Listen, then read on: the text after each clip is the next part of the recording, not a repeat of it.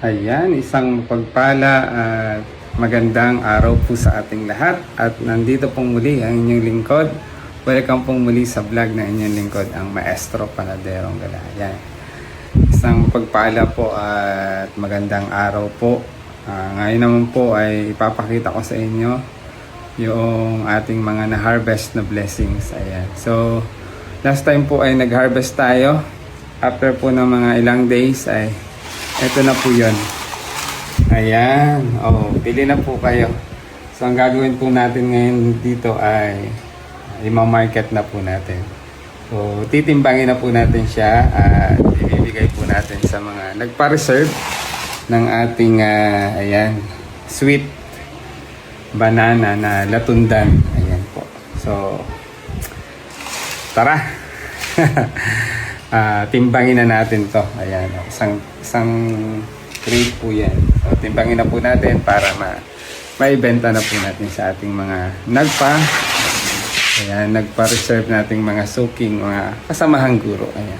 So, maraming salamat po sa pagsuporta. Kaya ito ngayon ay timbangin na po natin para maibigay na po natin sa kanila. Ayan. So, kung sino po ang nice, ayan, mag-message po kayo niya na ang lalaki po nito, oh. Ang ganda. Ang ganda po ng variety ng ating latundan. Shout out kay Kuya Nestor. Ayan. Siya po yung nagdala ng binhi ng ating latundan.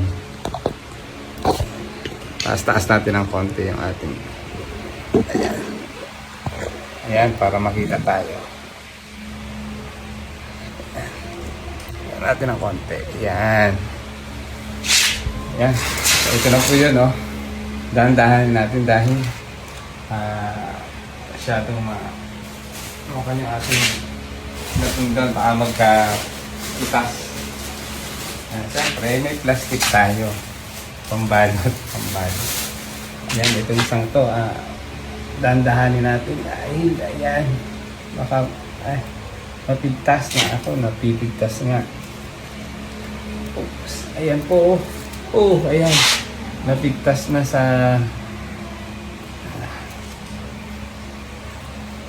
hindi naman po. Tamang-tama lang po ang hinog. Timbangin natin. Tingnan natin sa reset. Ayan. So halos. Ayan. Tingnan nyo po. Ayan. Tingnan natin ito mga halos 2 kilo at kalahati. Yung isang piling. Lalaki po. Ayan. Thank you Lord for all the blessings. Ayan. Blessings po yan. So ilagay na natin sa plastic. So mura lang po ang kilo niyan. Ayan. Dahil yan po ay sariling harvest ng aming gulayan sa paaralan. Ayan.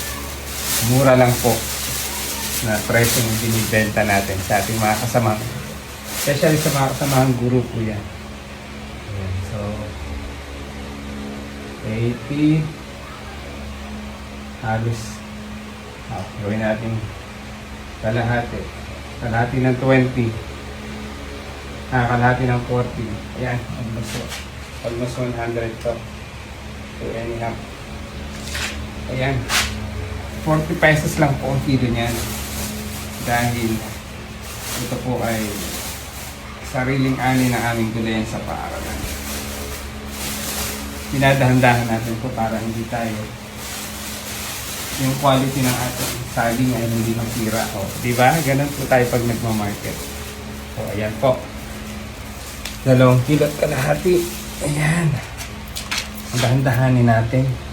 Tanggalin natin tong free. Sa akin po yan. Free.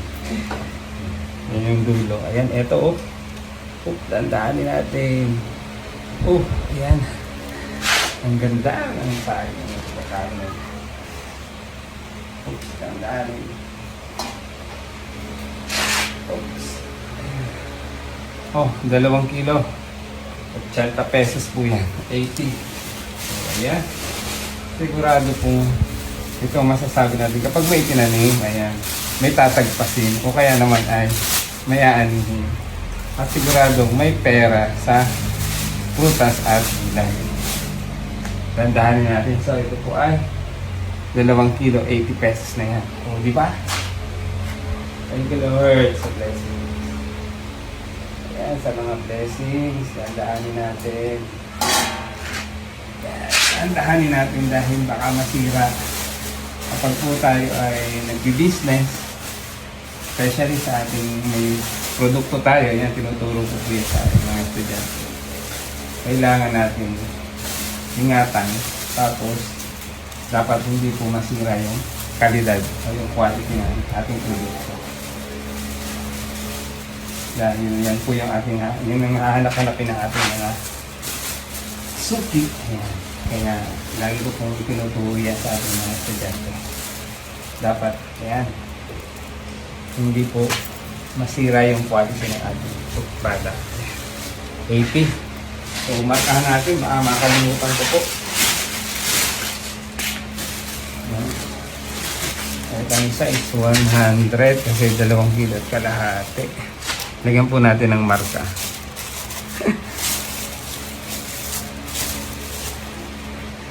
Para alam na nila kung magkano yung babayaran nila. Ayan.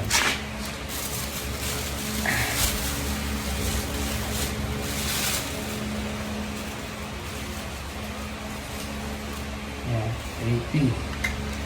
Ayan, ihanda natin yung plastic muna agad. O pwede natin yung plastic na.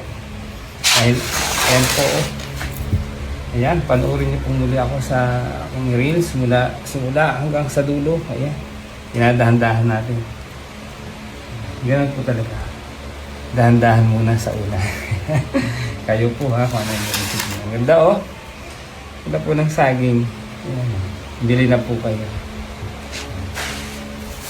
Pwede natin ilagay na muna sa plastic. Pero mas maganda nakikita ang tinitimbang natin. Yan.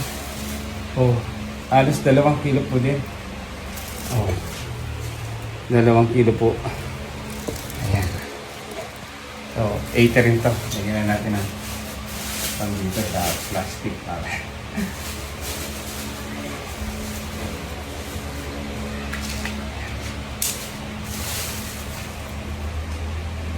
Ganda po. Quality. Saan ka pa? Sabi na. Sana'y magtagpas ng saging.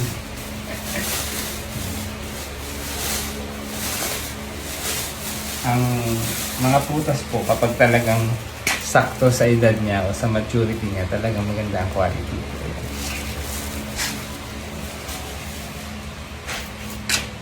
Yung isa, dadahan-dahanin natin dahil magkaka-tigtas na. Tingnan niyo po. Ang lalaki. Sabihin lang, mamumuha lang kasi isang piraso na rin.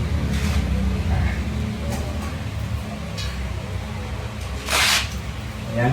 2 kilo at kalahati din po. 100 yan. Mura lang po, di ba? Ang presyo po ng aming gulay at mga prutas tulad rin po ng nasa labas sa merkado.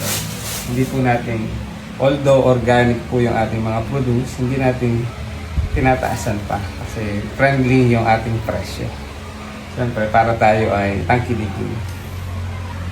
Yan. 100.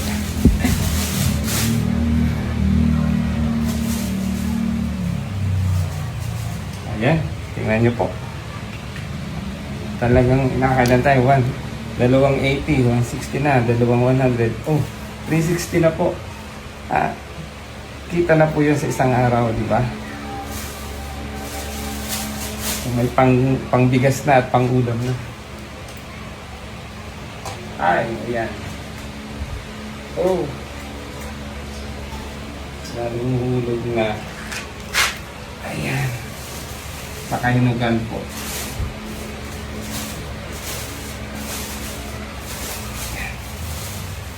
Oops.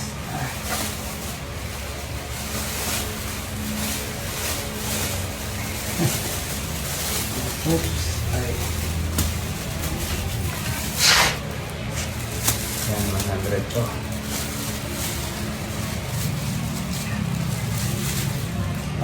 Nagpapigtas na.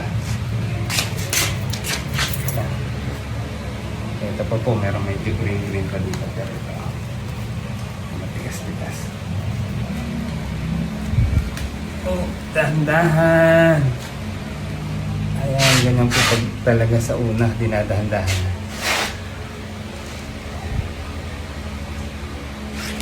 Oh, ayan.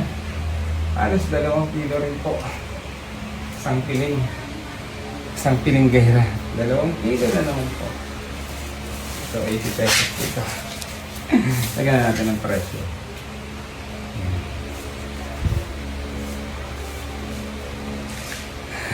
Ayan.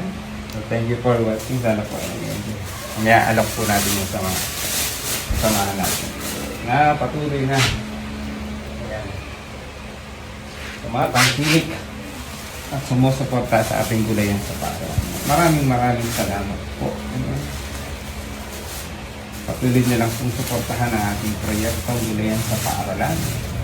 At magbibigay naman po tayo ng mga produce na di kalidad. Masarap siyempre. Para ang joke ang masarap. Oo. Yan. Ito yung isang may grill pa. Sakto lang ang nagman. Ito oh. Quality. 2 kilo rin ito. Oh, ayan. Halos para-parehas. 2 kilo. Pinagpapawisan na naman ang inyong YouTube. Yan. So, maraming salamat po sa pagdalaan ng oras sa panonood ng anumang activities na ginagawa o reels ng inyong lingkod, ang Maestro Panadero. So, ito na po yung ayaw masulata. Kabila.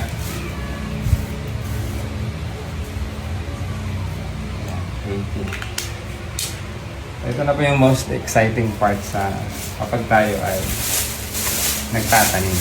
Yung nag-harvest, nagbebenta, at siyempre kinakain yung ating pinagpawisan at pinagkira. Yan. Oh. Quality banana. Tandaan natin. Unan muna natin ang picture habang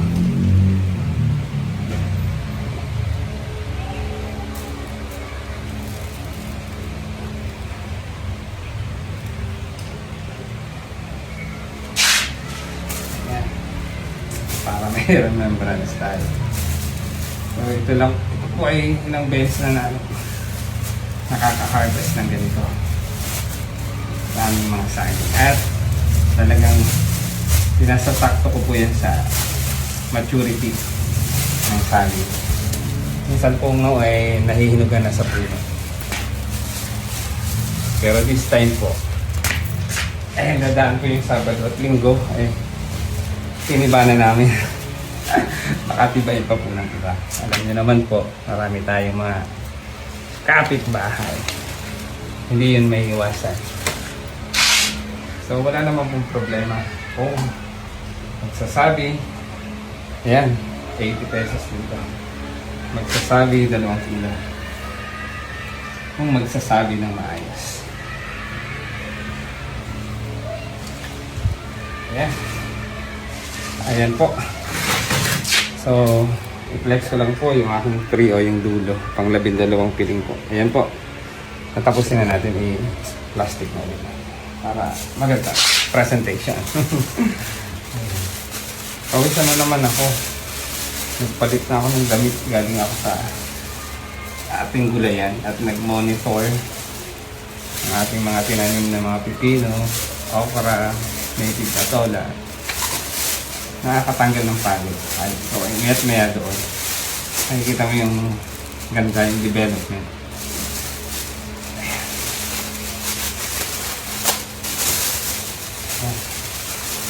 Ayan po. So, ayan. Siguradong 2.5 din po yung aking na-take out. Yung nasa bahay na saging. Kaya ito, halos. Tapos nagbigay tayo ng tiga 2 kilo din siguro yun. Yung kay Kuya Ludes at saka kay Kuya Hini. Siyempre, may parte rin po sila dahil sila yung aking mga katulong sa kasama sa mga ginagawa sa Gulayan sa Parol. Siyempre din po sa aming mahal na at masipag at supportive na principal. So, maaaring 2.5, 2.5, 5 kilo yung sa amin ni ma'am. Plus, 9 kilo. Siyam. Plus, 11, 13, 15, 17, 19 plus 5, 19 plus 5, 24 kilos po yan. Ayan po. So, maraming salamat po sa panonood. Thank you, Lord, for all the blessings. And ito po ang lingkod ng Maestro Panadero Gala, nagsasabing masaging na blessings po sa ating lahat. Thank you for watching and God bless us always. Bili na. Ito po, di kalidad at masarap pa. Thank you for watching. God bless.